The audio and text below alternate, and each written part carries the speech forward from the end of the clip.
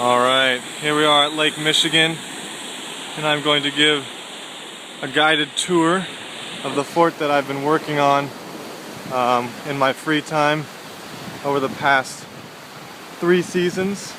So it's actually right in front of you if you can't tell that I gotta cross this moat of water. But this thing right here that kind of blends in, looks like this mudslide over here. Looks like a semi-natural phenomenon. This is actually the fort. So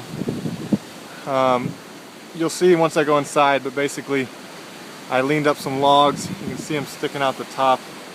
I leaned some logs up against this hillside and sort of made a lean-to, and then piled a bunch of debris and then eventually clay on top to kind of seal everything in. Down here I did a mixture of zebra mussel shells, sand, rocks and clay, and kind of built that up, and it was kind of cool to see that plants actually started growing out of that, which is good. I wanted that to hold it all in place and kind of seal it all in, so it's cool to see that happening.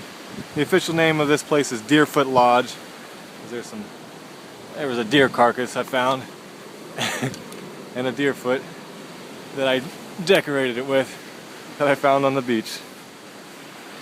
Fantastic. So the entrance is actually hidden. It's over here. This whole root mass from this tree kind of broke off the edge here, and so I took advantage and made a hidden little pathway into the fort.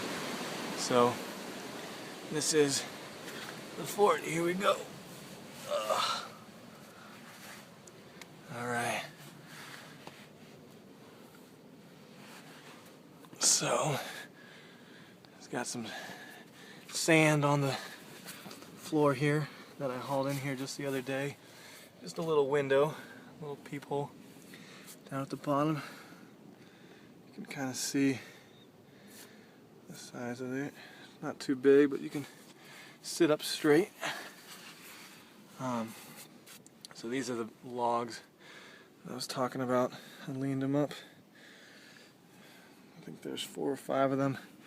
And then I did like a cross pattern of just whatever I could find. So I didn't kill any trees making this. I just found dead logs wherever I could on the beach and in the woods and hauled them all down here. It was a lot of work, but eventually made it thick enough to support the clay on top.